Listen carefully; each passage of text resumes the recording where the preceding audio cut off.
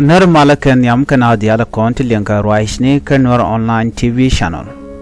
Jo bialing kwasame alar ka kortin content tuagwi mon. Tin gor ka jeno ba win mon ba yar. Biken economic biken yar. Ki biken mar kam win biken yar. Bana kur dana tuok kam Zion kene yiran bana jeling. Bana kula rai ka kwida longa ata dana kuumɛ mɛrkɛmɛ. Shaboka je kache ji yiran cheka bok bana jome bana jalin kel ka do badanen chaje lat kije gorno jin bija nywa kana se ko kien ko lerte tie go liangdien ko ngai kona no winmon te ka ne bombom ti teten mi kon ka kula ngach ni re kona tuok ti tandien la ka je ken wo de ga ren ka chongba mi winmon cha de wadaka ko te ka yik ti ditti gwe keneka bana job me bana jalin ka do badana shalat keje ka kuumɛ ni dangro tin ditin nyen kuumɛ Zion kana kuumɛ yiran akan konon yam chan janga jeno nene ci kuumɛ yiran je de di shop ke kurdang wan dio je te wich ke kine chaga jak re wich ka Zion no wujen shal ke Tel Aviv re wujen wano jadul tun wana long ke dul tun wan chicken ka dak ngai kon no Zion teken ka mat mela kana tag day dundo shi maje mo mishal ka yundum chaken chede shaka long ka mataka ka be ku larmana tuok ngum ken day kan ka long ka tag ne ka jamo wa kan panken take system chicken use gor kano biken Iran biken jako penere pol e shabne jen malalar kan wojin ci shab chelat cikan jiran jako ba wedong no jen eno joje ji Zion bat ci jan lodam gor ji Zion o bi ji yiran biken me kendial biken ka buk ke biken ka doch ci da mai ci kan ga doch dai tin ji kan ga doire den dialin cha doch wa ci dai di ko wal ci ga penre wuch ka Zion jen menen yenen go ci tegane di chiliu ci tega dole sha dak anono allo ci dole wan cha ka dak ka loji ji Zion ka je ci kan god di altin kontin te de niten ala goten kon lat ke mai ci ditin kan mai ci ditato kan goten kontin cha daga kan rai wuch ka teran ci kon di ala kon lat ko den chana kanen an gwasame murai kone ta togon wonene me chinetin kontila ji Zion chikan godro yikan ka buk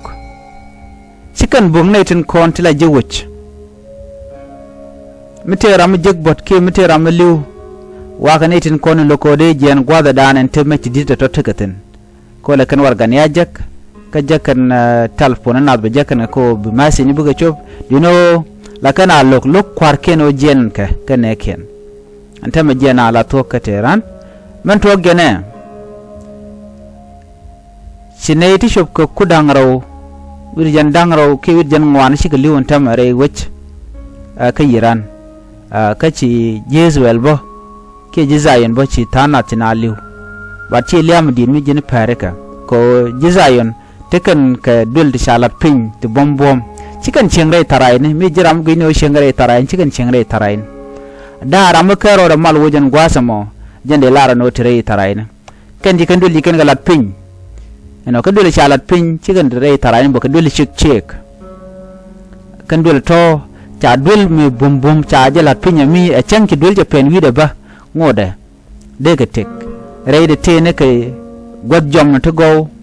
eno no ti dial te ga tin piu ma kwan bo ti chari ala ka kan tele kare kan je Zion ko ngai kan go goldan ti tin ko jen win mi tod mi cha gol pinya jitter dial to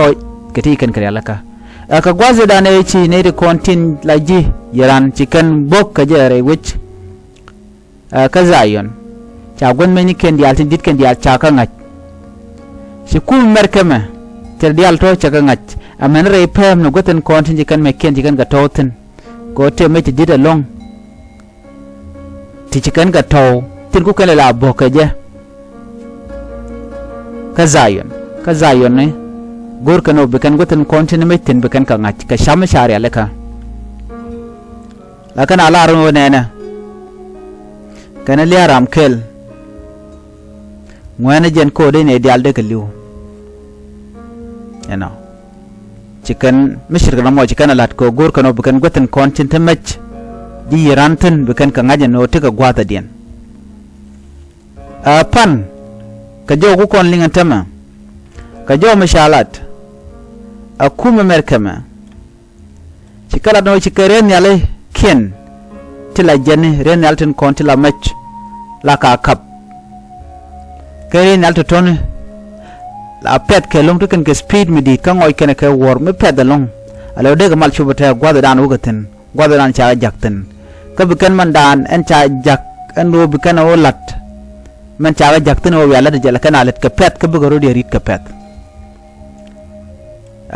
kuumɛ mɛrkɛmɛ chicken mete to ti share la ke chicken grat ke jene ken wana ka shop dien kan jene to re wich ke yiran ko la tiran chala den wona na chiga gonme ne dia tin dit tin re wichin gwasa mo ala mechen koni dit chicken gwet ken dial chicken ka dakka chicken ka yar kuumɛ mɛrkɛmɛ jizayon or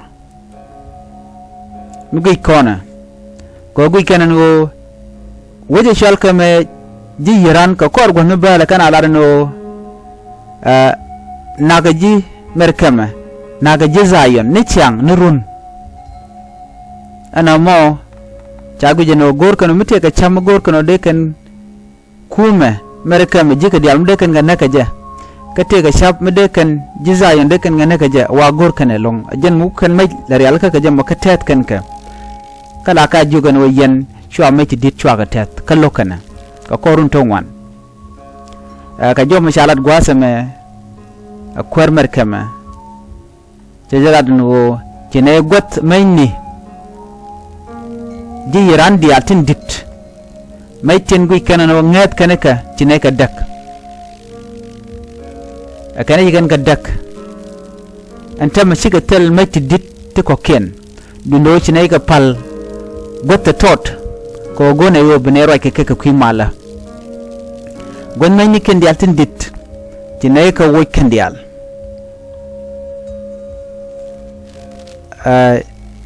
ci tram ca jom cirkana mo ca jalat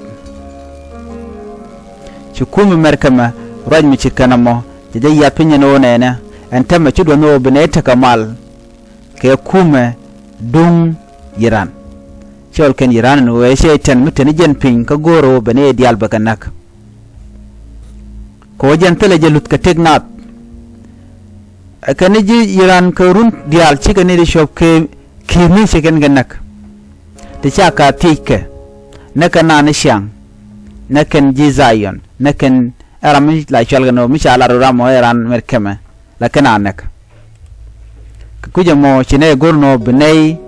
ti jegdi alat ken ka benay ka wuch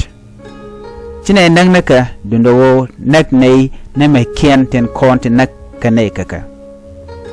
cha mai diala kontin te ka yiran kan dial cha ka dagan tama murai kona kalar kuumɛ mɛrkɛmɛ jen wone ti tele ka lut ka kot ka tele ka lut ka tek cha nang naka duno woy ken long dien ke bom dien andan annaka nakaja kana shaka de jogono mala jena mijak nana jakan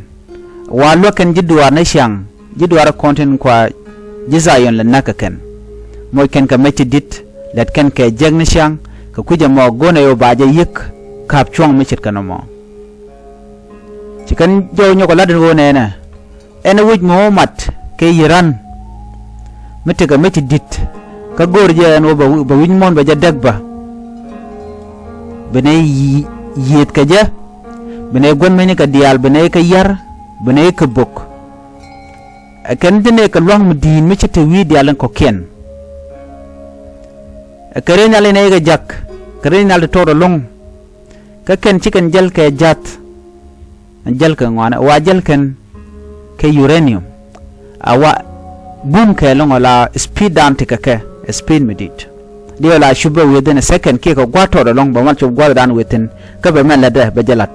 bokare pamne a changle la meti dit tere shala da rei pam wala kana gor bi kana dak kan gwadmo kan shi ka godang jok rei wik ke yiran ci kan ka dak gote dit de lat ka meti ditten bel te lat ka meti ditten a ji yiran ci kan ka dak antama kana tine mal ko be ji yiran bi kan mal bi kana nok kamu kan malu kana lok binay gotten kon ci ne ka pel ka yiran gonna ci dit bat ngay ne ka binay ka dil tuar pinkan dial ko gone binay ta kamal ka yiran gone no ken bu ko kor bu kana pel binaben koron table ba mal ba jalat ka bi kan me ken to bi kan ka wuj atelo ba la bum ke jome jendan le roda murai kone win mon jatiak ko bedak mo wi tande no karen matten bu kor mu dit batuo kal yang men batuo en kon mi goy kele be jak ni raja rai kon ka jamane ba don channel dan billing be sel social media bi en kon mi ba collapse ngwada mo ko ci ne de kon bum ken wi mon ci gatre kore kuje mon gore je en wo bane tin kona tuok wini titi bana ka ngach witin bumna ken ti mɛrkɛmɛ bume zayen bume Iran bume China bume Russia bume Ukraine bume widi ala ko ken bumka bom bume ke o ken teken ka mechidit ka kuje mo gorjen wo bante diala ti bana ka ngachen wo tuokedi ke ta dien le rode je ni shangor kono bantin kon lat korodin wi mon bana ka ngach ka kwi ko kon lat korodin ko kenet kon te ka bom ka kenet kon te ka power ti dialet kon ga ti ken dial te ka kaka akan jakono be kon te ka social media let content mu gor kono ga ken kan tama de wi mon dar wo shot ka kuje mo wi dana de shunga ka chantin kon lat korodin chana ka guch anet bombo ma ka jag wi mon ko be lamu gwa shabia gwanu be liuna natin ka do mi shiro da lut ka ja ana biya ta kamal bye bye